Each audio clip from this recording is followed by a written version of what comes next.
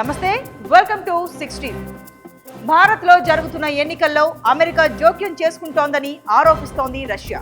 భారత రాజకీయాల్లో జోక్యం చేసుకోవాలని, ఇక్కడి రాజకీయాలను అస్థిరపరిచే ప్రయత్నాలను చేస్తోందని విమర్శిస్తోంది. అది భారత్ వ్యవహారంలో జోక్యం చేసుకోవడం కాదా అంటూ ప్రశ్నించింది. భారత్లో మత స్వేచ్ఛపై అమెరికా నిరాధార ఆరోపణలు చేస్తోందని మండిపడింది.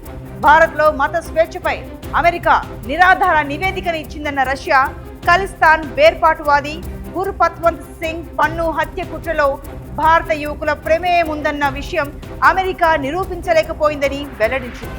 భారత ఇంటెలిజెన్స్ అధికారి పన్ను హత్యకు ప్లాన్ చేశారంటూ అమెరికా చేసిన ఆరోపణను తోసిపుచ్చింది. ఊహాగానాలతో నివేదికను ఇవ్వడం తగదని అమెరికాకు రష్యా హితవు పలికింది. భారత్లో జరుగుతున్న ఎన్నికలను క్లిష్టతరం చేయడానికి అమెరికా ప్రయత్నిస్తోందని నిప్పులు చెరిగింది రష్యా. చూస్తూనే ఉండండి 16, సామాన్యుడి ఆరోపణ.